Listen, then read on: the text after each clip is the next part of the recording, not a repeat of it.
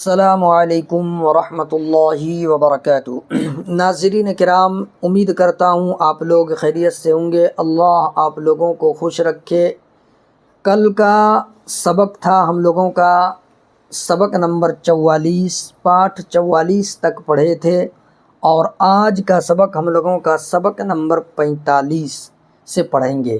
تو چلیے پھر اپنا سبق شروع کرتے ہیں۔ اس سے پہلے آپ تمام بھائی بہن سے ایک چھوٹی سی گزارش ہے، جو بھائی ابھی تک لائک نہیں کیے ہیں لائک کر دیجئے گا، اور سبسکرائب کر کے آل والے بٹن پر دبا دیجئے گا، تاکہ جب بھی ہم کوئی ویڈیو اپلوڈ کریں گے تو سب سے پہلے وہ ویڈیو آپ تک پہنچے گی اور آپ آسانی کے ساتھ شروع سے پڑھ سکیں گے۔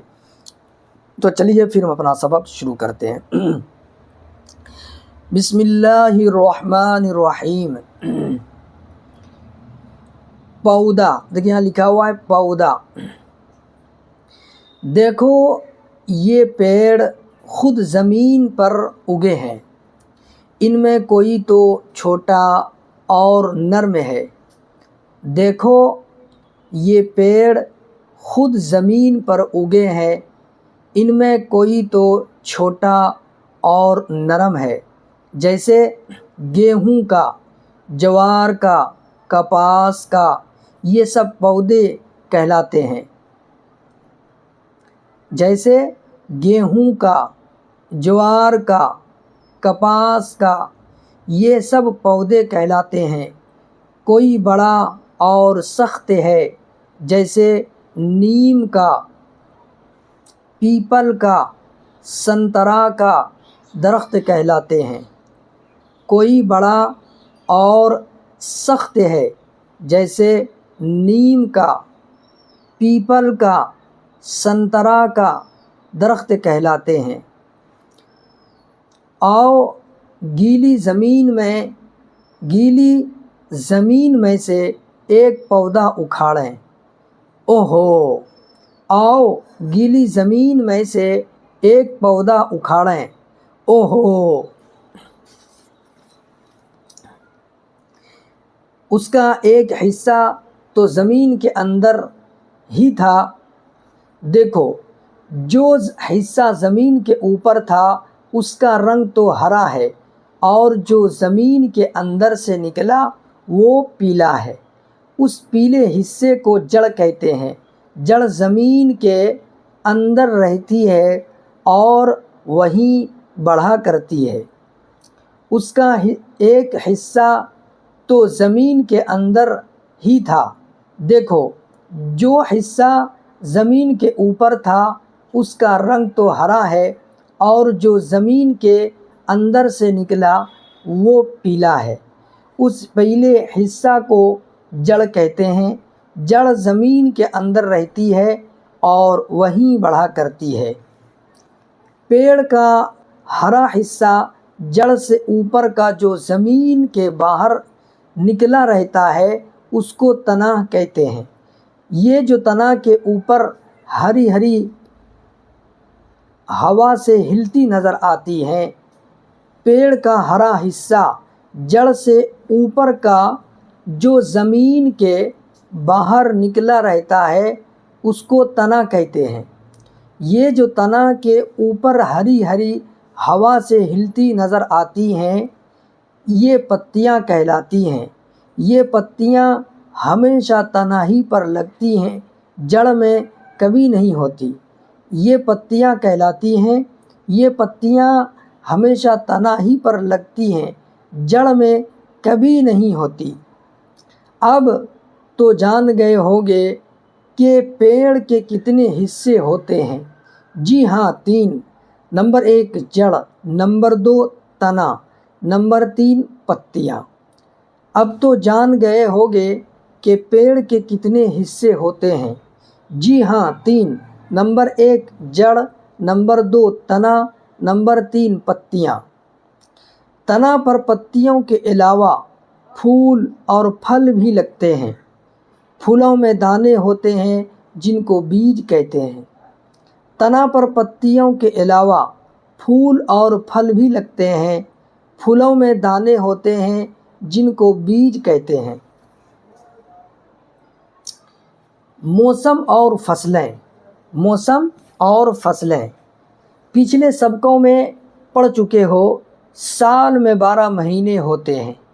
ये भी मालूम है साल में कितने मौसम होते हैं। 3 मौसम होते हैं। नंबर 1 बरसात, नंबर 2 जाड़ा, नंबर 3 गर्मी। मौसम और फसलें। पिछले सबकों में पढ़ चुके हो साल में 12 महीने होते हैं। ये भी मालूम है साल में कितने मौसम होते हैं। 3 मौसम होते हैं। नंबर 1 बरसात, नंबर 2 जाड़ा, नंबर 3 गर्मी। अच्छा, तो बरसात कब तक रहती है? आषाढ़ के महीने में शुरू और किन्वार में ख़त्म। इस मौसम की खेती खरीफ की फसल कहलाती है और जो चीज़ उस फसल में बोई जाती है उसको खरीफ की जिन्स कहते हैं। अच्छा, तो बरसात कब तक रहती है? आषाढ़ के महीने में शुरू और किन्वार में ख़त्म। उस मौसम की खेती खरीफ की फसल कहलाती है और जो चीज़ उस फसल में बोई जाती है उसको खरीफ की जिन्स कहते हैं। बरसात के ख़त्म होते ही जाड़ा शुरू होता है, कार्तिक से माघ तक रहता है। उस मौसम की खेती को रबी की फसल कहते हैं और जो चीज़ उसमें बोते हैं रबी की जिन्स कहलाती है। बरसात के ख़त्म होते ही जाड़ा शुरू होता है, कार्तिक से माघ तक रहता है। उस मौसम की खेती को रबी की फसल कहते हैं और जो चीज़ उसमें बोते हैं रबी की जिन्स कहलाती है। जाड़ा रुखसत हुआ तो गर्मी आई, फागुन से लेकर जेठ तक रहती है। उस मौसम को ज़ाइद फसल कहते हैं और जो चीज़ उस फसल में बोते हैं वो ज़ाइद फसल की जिन्स कहलाती है।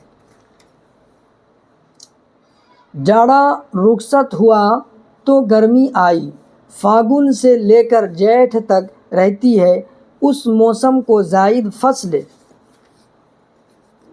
कहते हैं और जो चीज़ उस फसल में बोते हैं वो ज़ाइद फसल की जिन्स कहलाती है।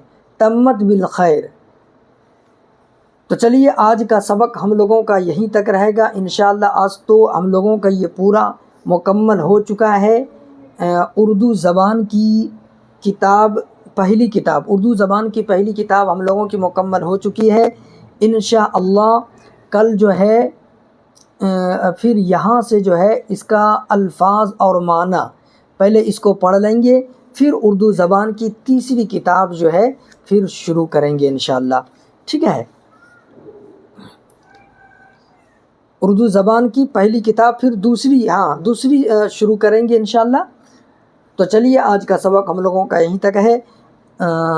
और आप लोगों से एक छोटी सी गुजारिश है कि सबसे पहले ये पूरी किताब पूरी हुई हम लोगों का ख़ास तौर से हमारे लिए दुआ करें कि अल्लाह ताला हमें सेहत कामिला आजिला दाइमा मुस्मिरा नसीब अता फ़रमाए ताकि मैं आप लोगों की खिदमत कर सकूं।